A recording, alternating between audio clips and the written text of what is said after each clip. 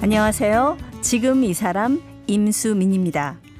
지난 시간에 이어서 강원도 태백병원 직업환경의학 전문의로 근무하고 있는 김선민 전 건강보험심사평가원장과 말씀 나눠보겠습니다.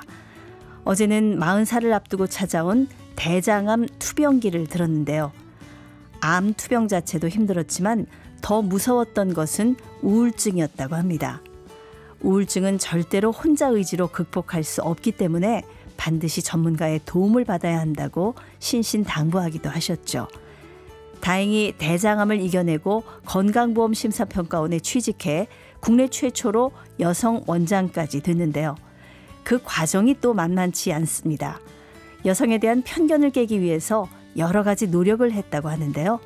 끊임없는 시련과 맞서면서 성장한 김선민 전 원장, 지금 만나봅니다.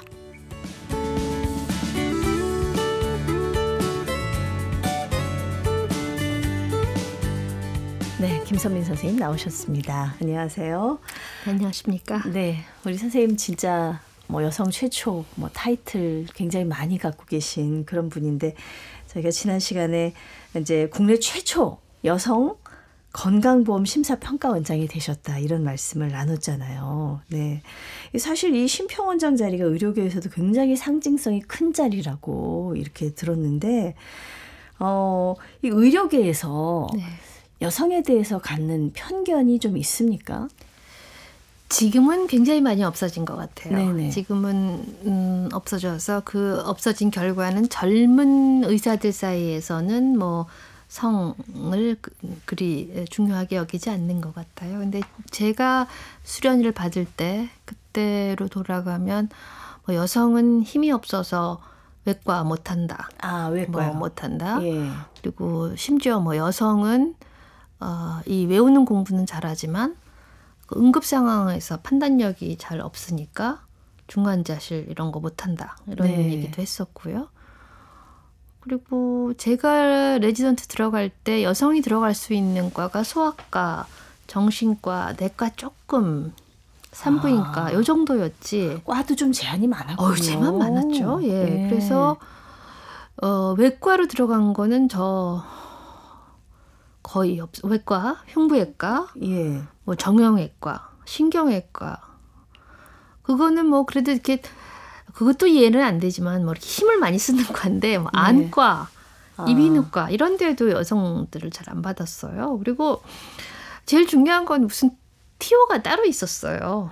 아예 남녀 티오가 따로 있었나요? 그래서 소아과도 여성은 한 해에 몇 명 들어갈 수 있다. 네. 그리고 정신과도 한 해에 몇 명 들어갈 수 있다. 근데 저희가 들어갈 때 그게 깨졌었어요. 유리천장이. 네. 그거를 깬 분은 또 남성이신 아주 그 유명한 학자셨어요.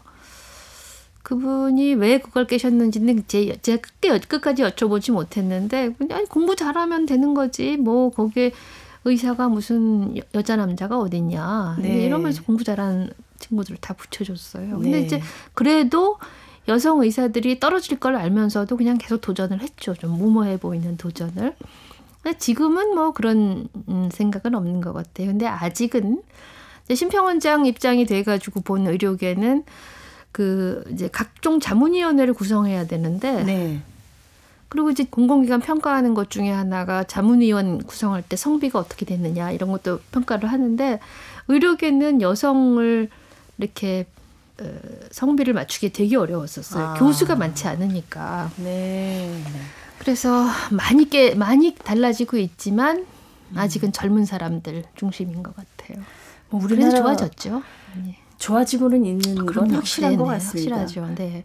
그래서 이제 의사가 돼서 첫 직장 가서도 사실은 처음에 굉장히 애를 많이 쓰셨다고 많이 들었어요. 힘들었어요. 네. 네. 여성이기 때문에 좀 애를 쓴 부분이 있으신 건가요? 그러니까 여성 과도하게 더 잘하려고 했던 것도 있었고, 출산하고 나서 이제 충분히 못 쉬고 직장에 와서 왜 칼퇴근하느냐 하는 그런 비난 엄청나게 받았고요. 네. 이른바 요즘 같으면 문제가 될 만한 직장 내 왕따 이런 것도 겪었었고, 근데 그런 게 사람을 굉장히 위축시키죠. 네. 그런 거 제가 여성이 아니었으면 아마 겪지 않았었을 것 같아요. 뭐 일부러 그래서 술도 많이 마시고 저는 예 그러셨다고 그러니까, 들었어요. 리바운드로 한 몇 년 지나서는 이제 처음에 아이 낳고는 건강이 이제 체력이 안 되니까 그걸 못 하는데 좀 체력이 돌아온 다음에는 그냥 저는 술 못 마시는 사람인데 일부러 막 마시고 막 노래방 가서도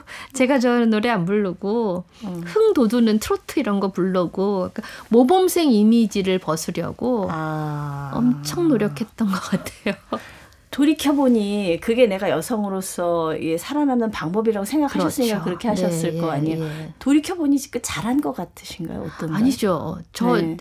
지금이 저라면 그때 저에게 너 그렇게 안 해도 된다. 그리고 그렇게 한다고 해서 뭐 이렇게 좋은 결과가 있는 것도 아니다. 네. 그냥 일이면 일로 승부하고 그래야 된다.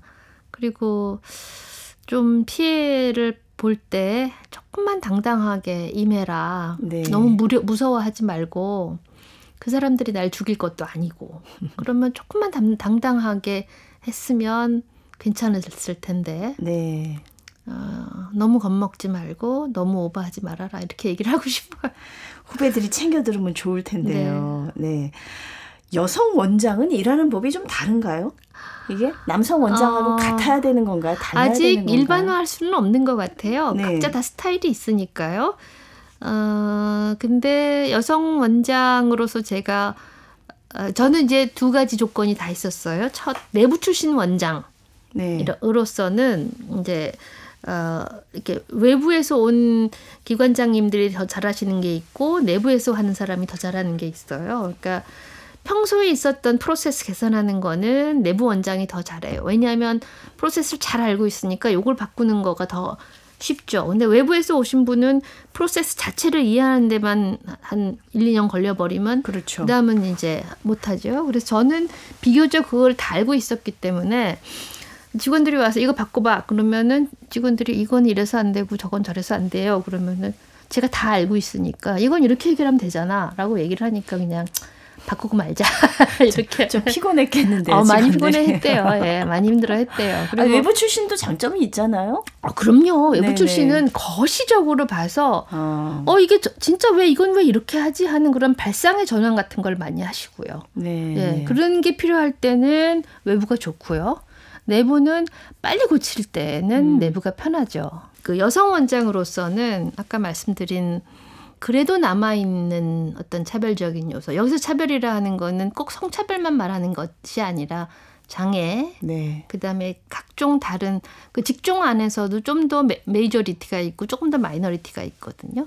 그런 마이너리티들을 인커리지하는 그런 정책들은 저만 할 수 있을 것 같았어요. 그래서 소수자를 좀 더 배려하는. 네, 그래서 장애인, 네. 그다음에 우리 심평원 안에서도 심사직, 행정직은 어쨌건 메이저인데 전산직은 그 중요성에 비해서 조금 더 메인에 등장하지를 못했어요. 네. 전산직을 좀 우대한다든가 이런 것들이 제가 할 수 있었던 그렇죠. 거예요. 뭐 회사마다 똑같은 직원이라도 어느 부서에 네. 있어야지 나중에 이제 잘 그렇죠. 된다 이런 그게 게 있잖아요. 있어요. 네, 네.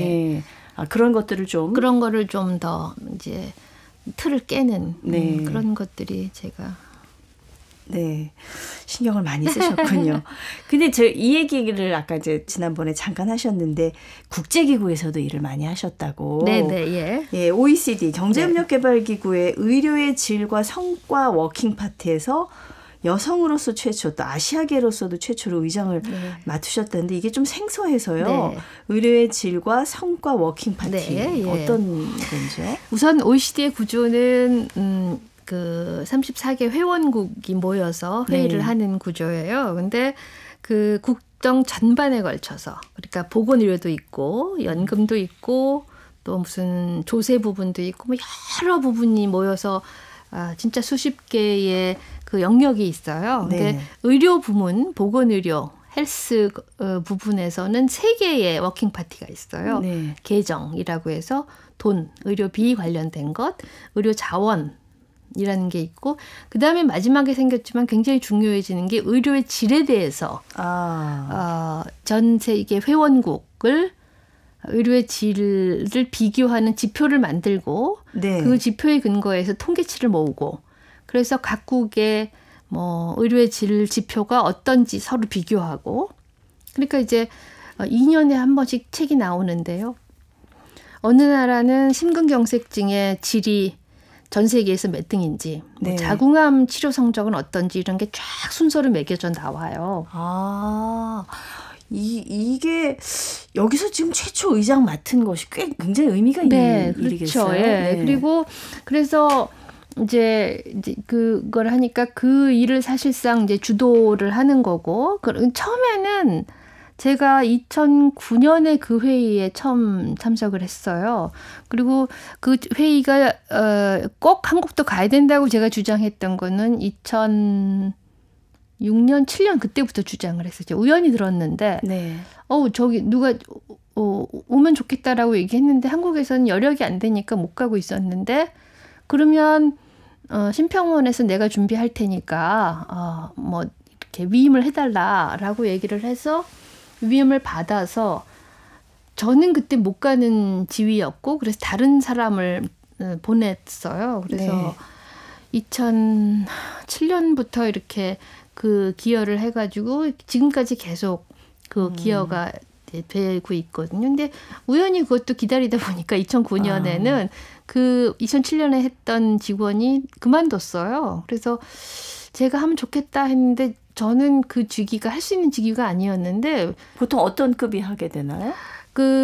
저는 성근 자문역이에요. 네. 그러니까 어디 조직에 속해 있는 게 아니라 저는 1대1로 자문을 하는 거고 그건 연구소라는 그 연구소의 연구직으로 가야지만 그 연구를 할 수 있다. 이렇게 내부 규정이 있었는데 복지부에서 네. 이거는 의사가 했으면 좋겠다. 왜냐하면 한국은 OECD에서 발언권도 별로 없는데 의사도 못 가면 더 하지 않겠냐. 그래서 무조건 의사를 데려와라. 이렇게 조건을 제시를 했어요. 근데 네. 의사 중에서 그걸 할 수 있는 사람이 저밖에 없으니까 네. 그냥 제가 하게 됐죠. 그러니까 그 기회가 그렇게 열리더라고요. 굉장히 어렸을 때부터 하고 싶었는데 그래서 이게 열려가지고 굉장히 열심히 했었어요. 근데 가보니까 한국이 발언권이 없다 그랬는데 말을 안 해서 없었던 거지 할 말이 너무 많았던 거예요. 그리고 OECD가 원하는 통계를 내는데 너무나 좋은 조건이에요. 우리는 건강보험이 잘 돼 있잖아요. 네네. 그리고 그 정보가 전부 심평원에 모이잖아요. 예. 그러니까 OECD가 이런 통계 좀 내줬으면 좋겠어요. 라고 얘기를 하면 저희는 그건 몇 달 안에 자료를 이렇게 모으면 낼 수 있었고 네. 그리고 OECD가 이런 거 지표를 만들려고 생각하는데 어떻게 생각하세요? 그럼 저희는 다 해본 거니까 한국에서는 그런 지표를 만들면 이런 의미가 있기 때문에 좀 이건 좀 의미가 달라요. 이렇게 해야 돼요. 하고 말을 하니까 OECD에서 너무 제가 기여도가 높은 사람. 그래서 의장이 되셨나요? 그래서 처음에는 부의장을 몇 년 하다가 네. 그렇게 하고 그게 2년이 돼서 WHO에 가서 근무를 할 수 있었고 세계보건기구죠. WHO에서 돌아왔을 때 그때는 기획이사가 돼서 이제 더 이상은 나라 대표로 가는 거는 기획이사는 이제 직급이 높아서 나라 대표로 1년에 2번씩 그 회의에 가기에는 좀 이사급이 좀 안 맞았는데 그래서 나 이제 OECD 일을 못하겠구나 그러고 있었는데 이제 OECD에서 당신 의장을 좀 맡아달라. 네. 그래서 의장을 맡으면 그건 이사나 원장도 영광스럽게 갈 수 있는 거라서. 근데 제가 잘했습니다. 이 분야를 잘 몰라서 그러는데요.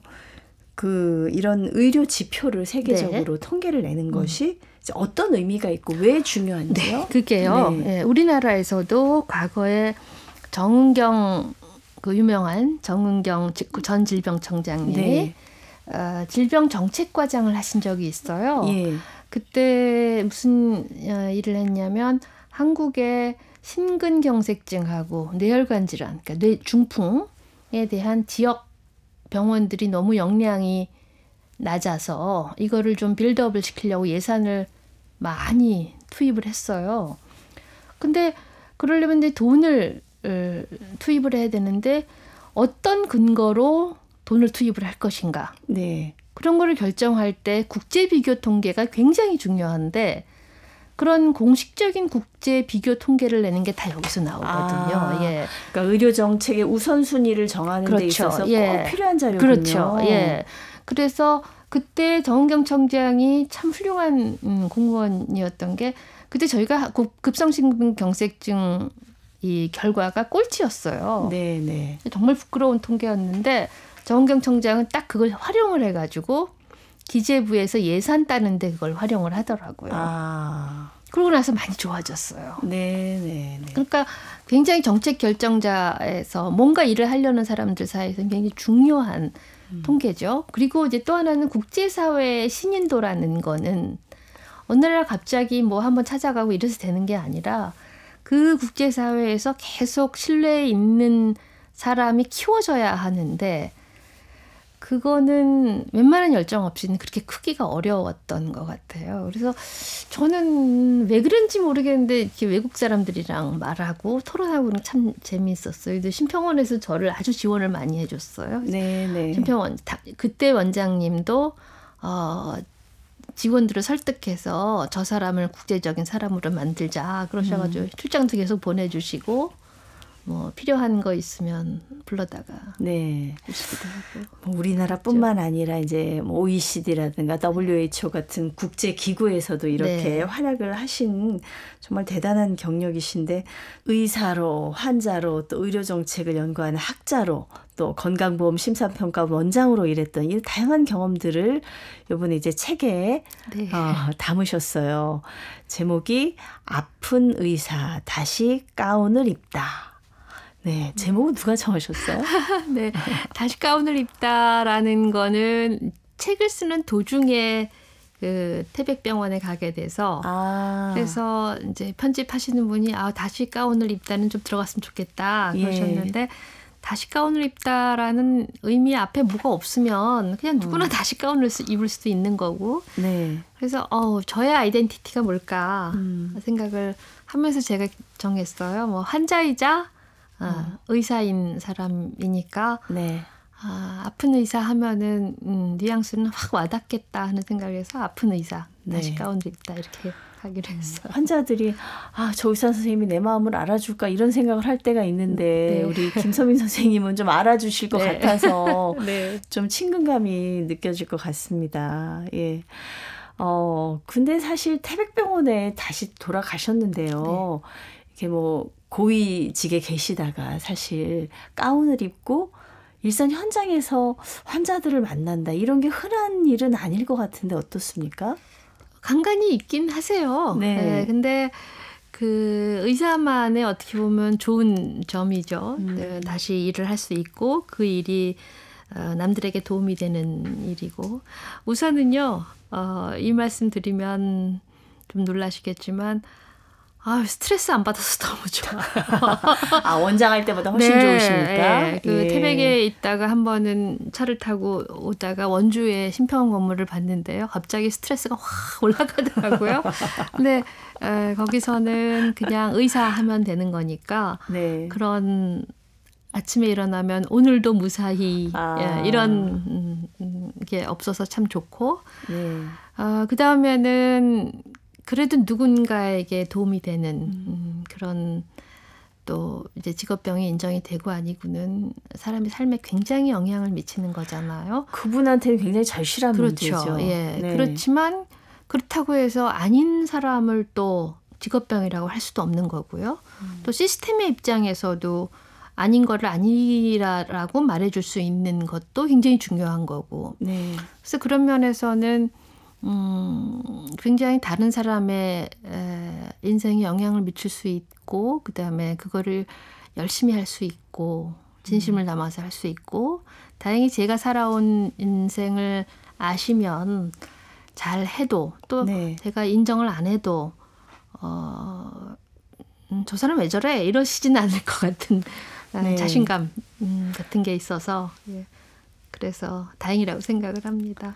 실제로 직업병으로 인정을 받으면 어떤 혜택들을 받을 수가 있나요? 우선 진료비는 전부 다 무료로 산재에서 처리가 되고요. 휴업급여를 받으세요. 그 휴업급여가 굉장히 많죠. 네. 그러니까 대충 통계로 보면 진료비에 비해서 한 3배 정도의 휴업급여를 받으시는 것 같아요. 네. 그러니까 이제 받고 싶어 하시죠. 절실하겠네요. 예. 근데 받는 절차가 굉장히 어렵지 않습니까? 일단 병원에 가셔서 진단서를 끊으셔야 되고 뭐 어렵다기보다 오래 걸리죠.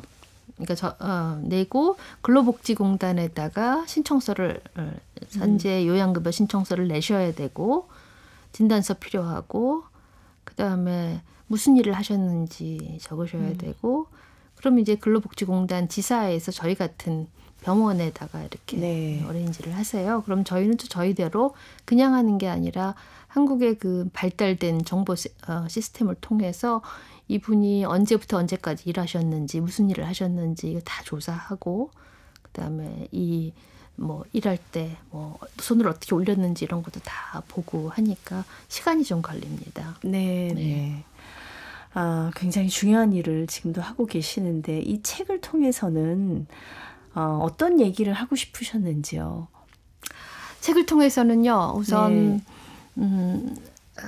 조금 길게 말씀드리자면 저는 옛날에부터 아파오면서 이게 범상치 않은 그런 경험이다. 남들이 흔히 겪지 않는 경험이다. 이런 생각을 했어요. 그런데 책을 쓰겠다라고 이제 원고를 들고 다니기 시작한 건 한 10년 넘었던 것 같아요. 10년 동안 생각해서 나왔군요. 근데 그때는 그냥 결론이 뭔지를 잘 몰랐어요. 그냥 어떻게 생각하면 그냥 오뚜기처럼 잘 성공했다. 성공담 뭐 혹은 이런 거를 쓰고 싶었는데 아무리 생각을 해봐도 저는 운이 좋았어요. 그러니까 난 이렇게 했으니까 이렇게 하세요. 그러면 선생님들도 다 좋아질 거예요. 라고 얘기할 만한 거리가 너무 없었어요.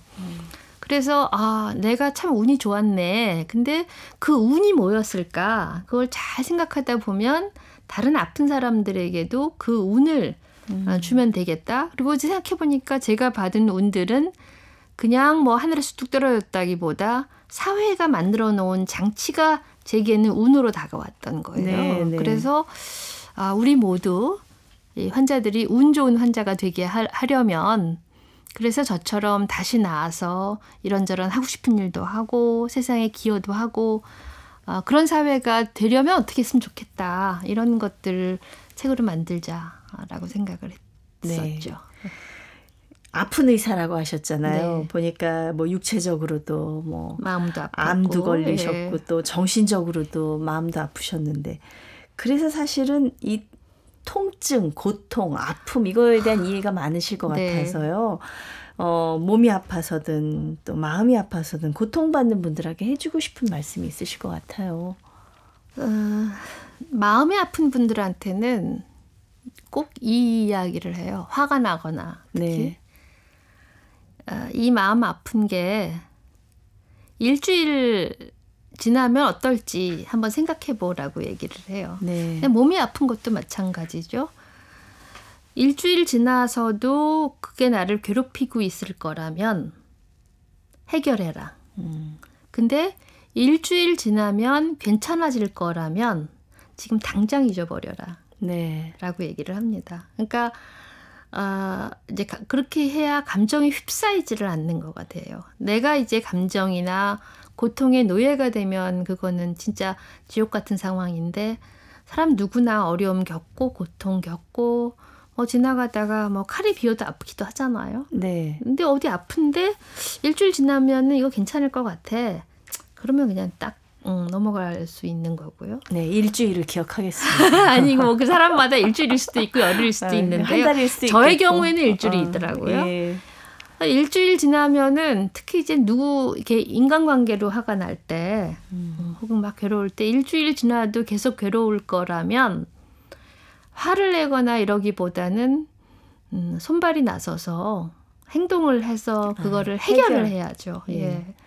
그래서 계속 아플 것 같으면 병원에 가서 그러니까 이제 이거를 의학 용어는 시크롤에 충실하다고 그래요. 아픈 사람의 역할에 충실하라는 거죠. 그 얘기는 시크롤. 예. 아픈 사람의 역할은 잘 치료받고 그리고 의사가 하라는 대로 약 잘 먹고 이런 겁니다. 그러니까 이제 아까 말씀하신 우울증 뭐 이런 것도 그렇고 이 무슨 암 이런 것도 병을 낫게 하는 그런 행동에 돌입하는 거지 그 감정이나 고통에 사로잡혀 있는 거는 아무런 네. 해결책을 낳지 못한 채로 그냥 시간만 가죠. 네. 네. 이제 책에다가 다 쓰셨어요. 이제 본인 네. 얘기를 솔직하게 살아왔던 얘기, 뭐 개인적인 아픔, 또 몸이 아팠던 거, 이게 뭐 우울증 겪었던 얘기 이렇게 다 밝히고 나니까는 지인들이 이제 몰랐던 사람들도 알게 될 거란 말이에요. 네. 어떠세요? 그러니까 최근에 지인의 반응은 네가 그렇게 고생을 했니? 아유, 난 몰랐어.